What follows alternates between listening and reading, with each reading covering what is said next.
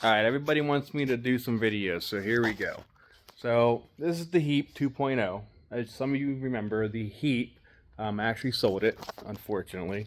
But it's for good cause, because it's going to fund my new HEEP project. The original HEEP was just a joke. I used a bunch of stuff I had around the shop, kind of hacked it all together, wasn't tuned or anything like that. Random old boost flap turbo that I never used on it. Kind of a not ideal turbo for that car, just because boost flap's not a great brand.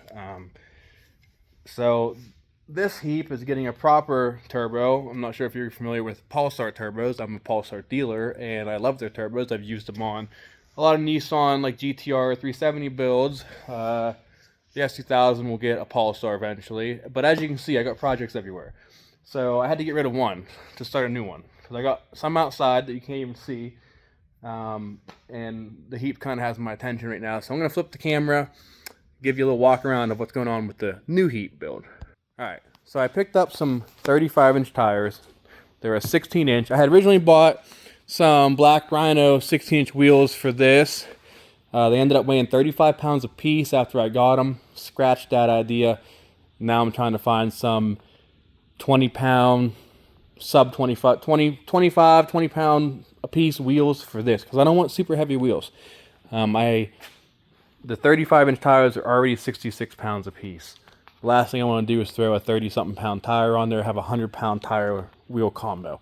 Not ideal for a unibody McPherson strut design car. So on the front, I kept it simple. I had the spacers on the top on the last HEEP. Yeah, I know this is like the only rust spot in this whole element. I don't understand. It must have got wet and soaked on in there. But anyways, other than that, it's a very clean element. I'll show you a shot of the undercarriage here soon. On my last HEEP, I did the 3-inch spacers on the top, whatever they are, to make it 3 inches. The biggest issue I fought with was I was constantly battling my steering getting bent on the frame because of it being angled so much. And I didn't feel like messing with the spacer. I didn't feel like messing with the, this or trying to do a different arm that had a bend in it. Just wanted to keep it simple. So I opted to build a whole spacer down here. This is built out of a like 1/8 inch thick and 3/16 inch thick steel. And basically it is solid all the way through here with these drilled out, and then this big bracket kind of built and all welded together. And this actually is not welded to this, it's all bolted, and I kept the geometry the same and everything, so it bolts good. So that actually ended up raising the car 4¼ inches, which is a lot. I did a 2-inch, little over 2-inch subframe spacers to drop the subframe down. I might do more. I'll see once I get the axles in how I like the angle and all that. But so far so good. Everything seems to work. I did the upgrade with the Jeep Wrangler lower ball joints because they're a lot beefier. You have to open up your ball joint spot, and then you have to open up the tapered area for the larger ball joint itself. But I did all that with a tapered bit, and I did this with a carbide bit, and just carefully opened it up until it was good enough to smash through with the 3-pound sledge, and it worked good. So that's the front. That's the basis of the front. Simple. Hope the stock axles still work. When I did do this, it widened it a little bit, so I'm hoping the stock axles with the front subframe drop still work fine. So let's go to the back. Now the back, I tried to be a little more creative, but also at the same time simple, so I didn't feel like spending a bunch of money on everything yet. But I do have plans to do a full DOM tubing replacement of the trailing arm once I verify this is all going to work good driving down the road. So I ended up doing I widened it 3 inches, brought this out almost 3 inches further than stock. So that's added, and then I just boxed this off to kind of strengthen it. Like I said, this is all just for testing. This is actually a piece of DOM tubing inside of here welded to this, and then I boxed it just for some added integrity. These springs are for a Toyota 4Runner. They are a 4-inch Pro Comp spring, and I just built a spacer up here that kind of bolts to the factory holes, has 3-inch pipe and bolts to the factory. Actually cut the factory seat off of the OEM element shock because it fit perfect to the Toyota 4Runner spring. And then down here I used a 6-inch plate and welded it to this with some reinforcement underneath here. And then I put the Toyota 4Runner bump stop, or whatever it is, but it has a nice bushing on the bottom that the spring sits on. So then I got to these, and before I went and bought everything, obviously I had to align it and everything still. These are off of a Chevy Yukon. They already had this nice bend in them, which brought it out. Now you'll notice there's some binding here. That's because the suspension droops so far. Once you lift this up into ride position, this is all perfectly straight. I don't know if it won't droop this much, but even on stock stuff, it still binds up a little bit. So then I widened the axles with some, truthfully, this is part of the front sway bar because I had a couple extra ones.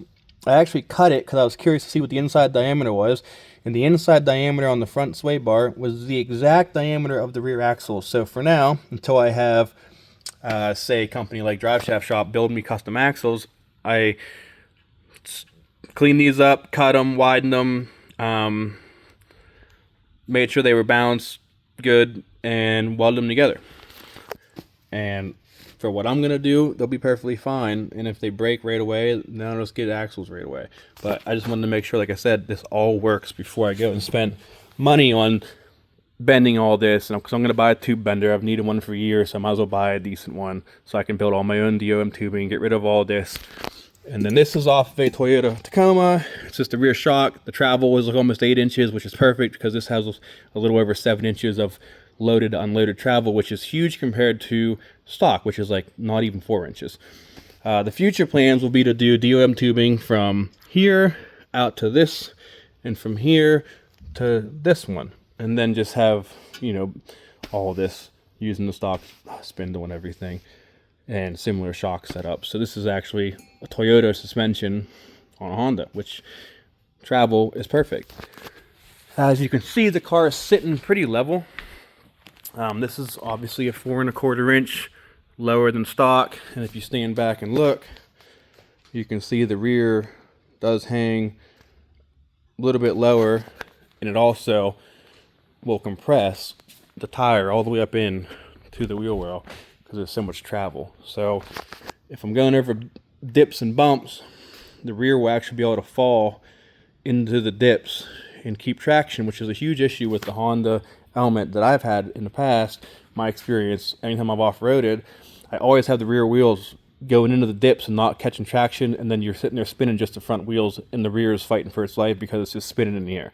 So I'm hoping that travel allows it to stay in contact with the path, the trail, or the dips, whatever you're on, and gives you that advantage to climb and not spin.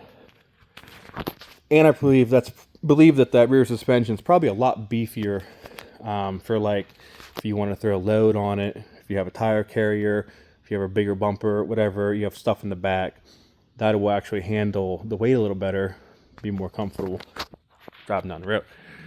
Now, that's about it for suspension, I believe. I did drop the diff as well, almost 2 inches to make the axle angle a little bit better. So the diff's lowered, left the rear subframe in position, stock position, and just kind of build everything else down and out. Someday I'll replace all that, but let's see how it works first. For the body, I'm about to cut the inner fenders out because I have new body armor being made. They just drew it up on the machine yesterday, and the guy's going to get it on the water jet and cut all the body armor out. And then I'm going to do some tube fenders for the body armor. Kind of like how the the original HEEP was, but this will be a little more proper. It'll be actual body armor with actual tube fenders welded to the body armor. Same with the rock sliders and all that. It'll all be built for the car instead of just slapped together with random crap. Now, the biggest thing, manual swap. This was an automatic. The undercarriage was so clean, I scooped it up with a blown head gasket, pulled the motor, building the motor, K20, K24 rod piston motor, and I'm doing a manual swap, just trying to track down a manual transmission that's not a 10-hour drive away. We'll get there eventually, but I believe that the undercarriage is so clean because whoever had this, instead of fixing the timing case, the timing cover leak, they just kept driving it. And I don't know if it was the rear main seal or the timing cover itself, but something leaked for years. And this car is coated in nasty oil, literally from the front to the back. So it's a very clean undercarriage. I'll kind of peek under here so you can see. I mean, there's no rust anywhere the whole way back. It's just, which is the reason I chose to do this, because here in Pennsylvania, 9 times out of 10, the trailing arm mounts are rotted. I have a few elements on my property, thankfully, that have good trailing arms, but this is the one I chose to do the build with because it was just kind of beat up around the edges and no rust. So it was like perfect candidate to tear into and not feel bad destroying. So that's the HEEP 2.0 update. As I go along, I'll try to take more pictures and videos. I'll probably throw in some pictures of certain things I'm having done as I'm talking about them through the video. If you want to see more, if you want to follow along for the S2000 build, which it's been a long build, but I've had this car since 2009 and a lot of stuff done with it, kind of thinking it back to stock, mild build with a K series. And then then the HEEPs, I'll probably have another HEEP build I'm going to do soon. The GTR, probably just going to get it back together. I don't know what I'm going to do with that car yet. I haven't driven it for 3 years because it's just been one thing after another. I've owned it since 2019 and I only put 12,000 miles on it. But anyways, yeah, so a lot of projects around here. I have a Land Rover I bought I'm going to be doing stuff to.